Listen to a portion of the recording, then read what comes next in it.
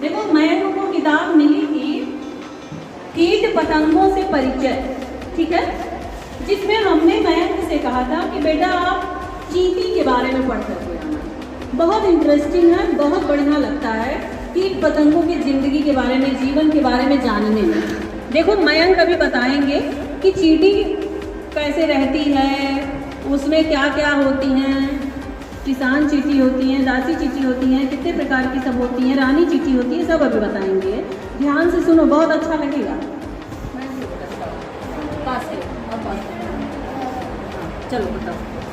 चींटियाँ अकेले नहीं रहती हैं, चींटियाँ रहती हैं तो झुंड के साथ रहती हैं। अभी तक उन लोगों को 3000 जातियों का पता लग चुका है। एक चींटी होती है रानी चींटी, जो दूसरे जातियों को चींटियों के बच्चे को पकड़ के लाती है और उन लोगों को अलग अलग कामों में लगा देती है और उन सहयोग। फिर क्या होता है? फिर एक होती है दर्जी चींटी।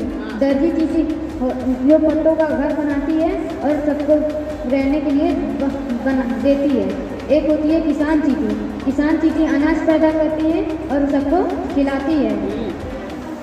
और एक होती है कुप्पा चींटी। कुप्पा चींटी का काम है शहद इकट्ठा करना। हाँ, कुप्पा चींटी शहद इकट्ठा करती हैं और कुप्पा जैसे बनाकर उसको जोड़ती हैं। और एक होती है सिपाही चींटी। जो सिपाही चींटी होती है वो दूसरे जातियों से चींटी को लड़ती है और उनको हराती है। बहुत हराती है। वेरी गुड, बहुत अच्छा। हाँ, और फिर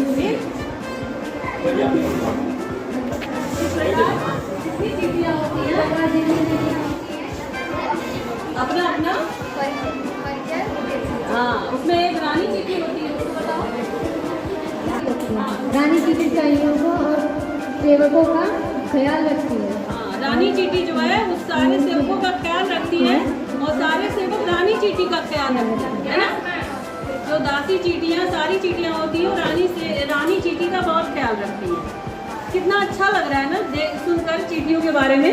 जैसे लग रहा है राजा महाराजा के समय की जो होता था व्यवस्था, कि एक राजा होते थे, उनके तमाम सेवक होते थे, उसी तरह चींटियों में भी है।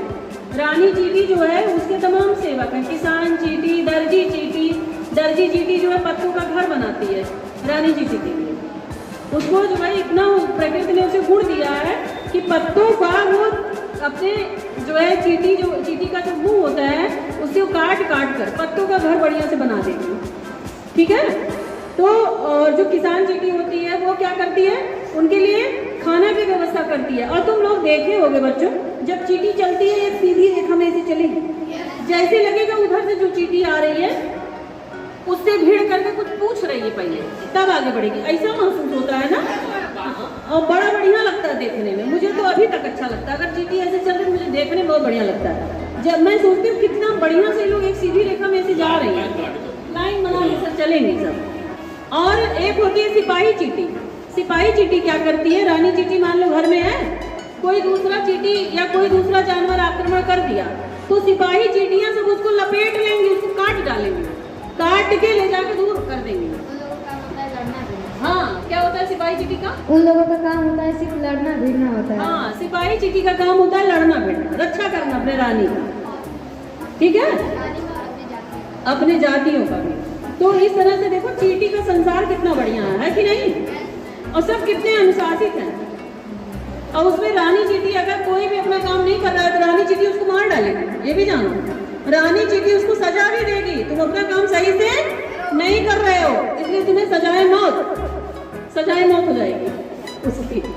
तो इस तरह से इन लोगों का जीवन होता है। जीव जंतुओं का भी जीवन बहुत आकर्षक होता है, जानने में बड़ा अच्छा लगता है, इसलिए जानने का प्रयास करना चाहिए, है ना। बहुत अच्छे मैम, वेरी